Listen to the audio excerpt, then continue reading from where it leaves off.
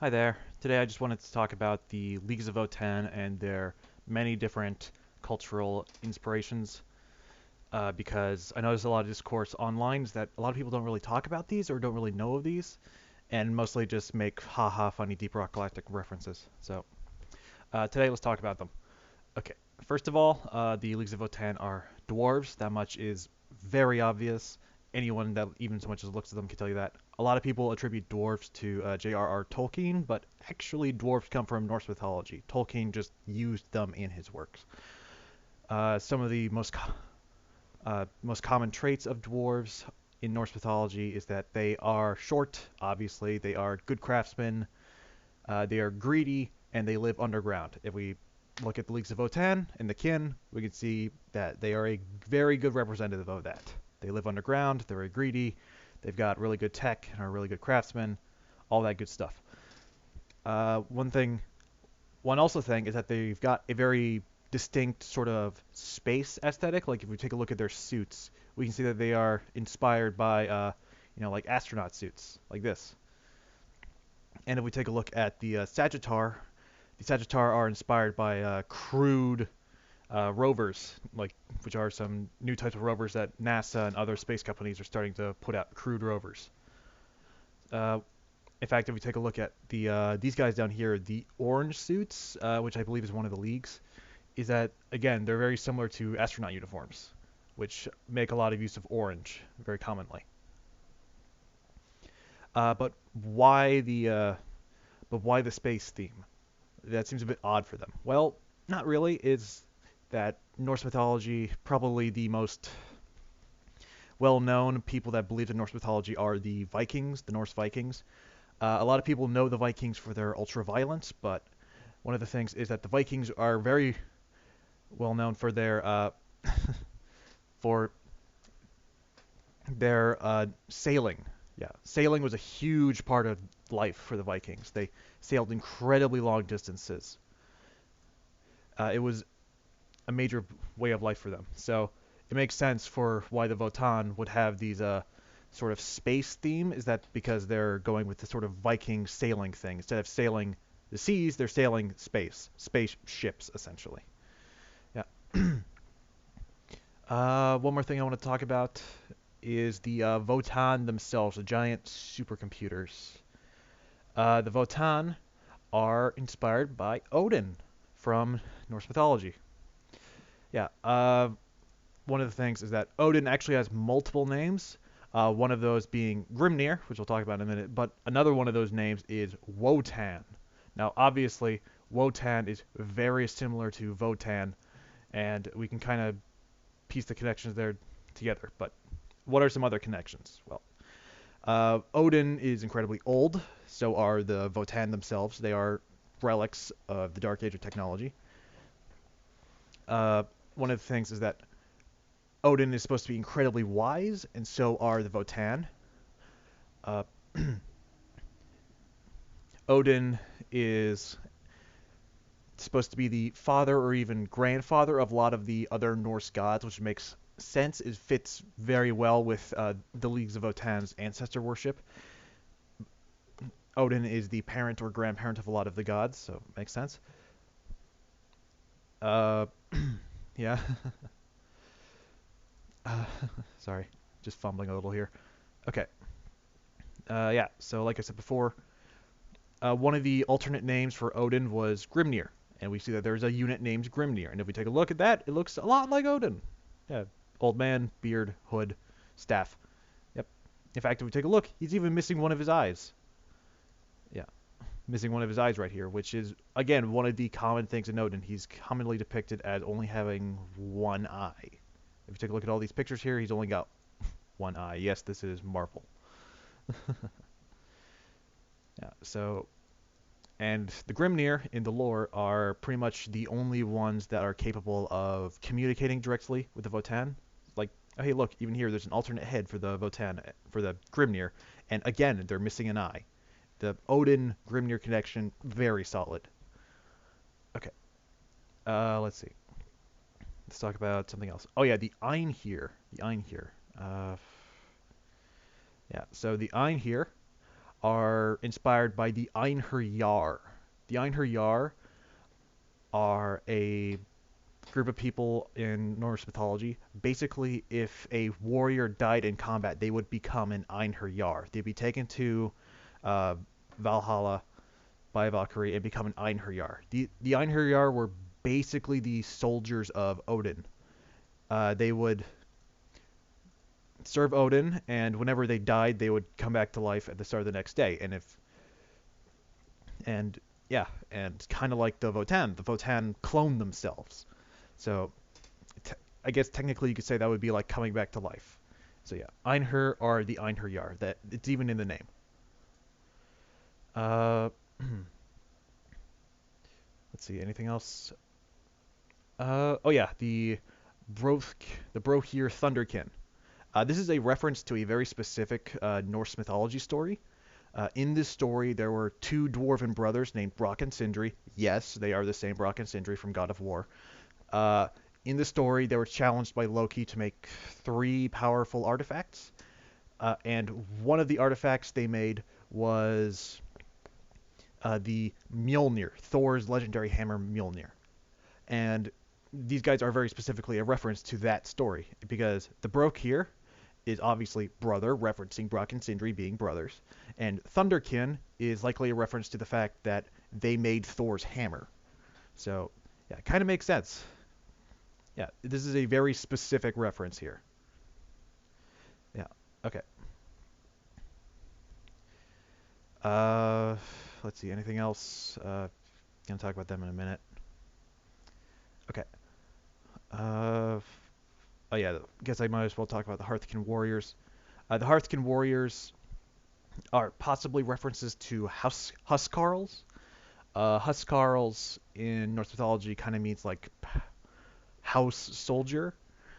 Basically, what Huskarls were was that they were the personal soldiers of lords in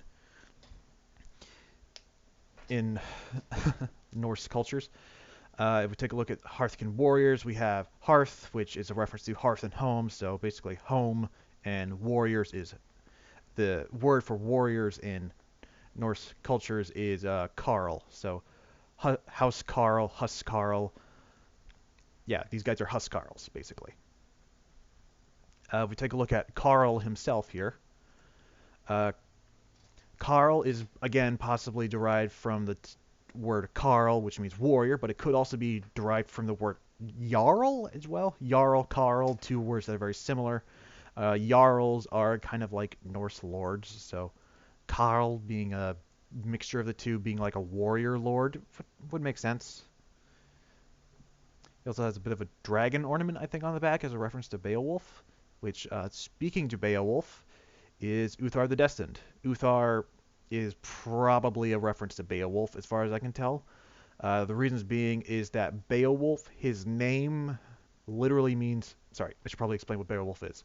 Beowulf is an Old Norse legend of a legendary warrior named Beowulf, who did a bunch of things, and he's very popular. The Beowulf story is responsible for a lot of the tropes we see in fiction today.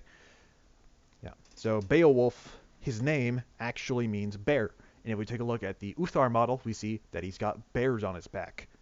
So yeah, there's one connection. Another connection is that Beowulf had a sort of heirloom sword that had been passed down through his family through generations, and Uthar here wields a legendary sword called the Blade of Ancestors. So that's one connection right there. And one possible connection, if we take a look at his Uthar's lore, we can see that he took part in the Battle of Orgvair. Uh, Beowulf actually killed a monster called Grendel, which is never explicitly called an ogre, but I think calling it an ogre wouldn't exactly be wrong, so potentially Orgvair, ogre. Yeah, there's possibly a connection there. I'm not very certain of it. Yeah, I don't know anything about like the prophecy as far as. Yeah, yeah. Oh well. Okay, now there's still a lot of things in here I haven't talked about, but I'm going to talk about them now because not only because we've been talking about Norse mythology for a very long time here, but now it's time to start talking about Greek mythology because these guys actually have a bit of Greek in them. Okay, first of all, Sagittar. The Sagittar is a reference to the constellation Sagittarius. sorry. Yep. If we take a look at the Sagittarius, we can see that the Sagittarius is commonly depicted as a centaur wielding a bow. If we read the lore of the Sagittar, the vehicle, it says that the Sagittars are scout vehicles with a lot of guns. And the Sagittar constellation is basically that. The Sagittar is a centaur, so it's very fast, and it's wielding a bow, so it's got a big ranged weapon. So again, that kind of makes sense. Plus, it kind of fits the whole space theme of the Votann, since the Sagittarius constellation is in the space. Sorry, is in space. Okay, the Hecaton land fortress. I think this is a reference to the Hecatoncheires, which are a sort of monster from Greek mythology. They're one of the oldest monsters in Greek mythology, being a son of Gaia and Uranus. Uh, the Hecatoncheires were sealed underground. They're these giant monsters with 100 arms, I think, and they were incredibly tough and incredibly durable. They helped the gods overthrow the Titans, if I remember correctly. So yeah, the Hecaton land fortress is a reference to the Hecatoncheires from Greek mythology. Okay. Next up to talk about are the Chthonian berserks. Chthonian. So in Greek mythology, there's this sort of the underworld in Greek mythology isn't just the part where people go when they die. When they reference the underworld, they're talking about the entire underground, and often the word they use to reference the underworld is Chthonian. So Chthonian berserks, it kind of fits because these guys are miners that live underground, and so calling them Chthonic or Chthonian would actually kind of make sense because, again, Chthonian references the entire underground, not just the underworld where the souls live. And these guys are heavily augmented and self-destructive, which could potentially relate to the underworld bit a little. Yeah, I know it's a bit of a stretch. Yeah. And if we take a look at, so yeah, that's all the models as far as I can tell. Oh yeah, the Hernkin Pioneers. Forgot about them. Hernkin Pioneers are reference to Hermes. Hermes is the god of speed. Everybody knows this. Hermes is also the god of trade, which, yeah. Let's see. Yeah. Hermes, god of speed and god of trade. So the Hernkin Pioneers are kind of both of those together, which makes sense. So yeah, inspired by Hermes. So yeah, one other thing. So yeah, we've kind of talked about all the models. There's the Broke here Iron Master, which is just an engineer reference. Sorry, just an engineer. Nothing really special about him. Yeah. So now let's talk a little bit about the leagues. Screw it. Yeah. So there are several different leagues in Votann, and they all have different color schemes and all that. And the thing is that their names are actually all references to different Norse or Greek mythological figures.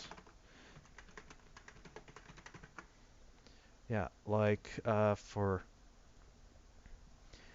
Greater Thurian League. This is a reference to Thor. We got Thor is the yeah.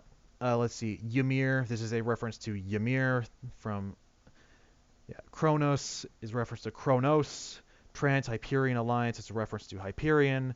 The Urani Surtur regulates are a reference to Uranus and Surtur which is kind of weird because Uranus is from Greek mythology and Surtur is from Norse mythology, and there's not really a lot to connect the two besides yeah,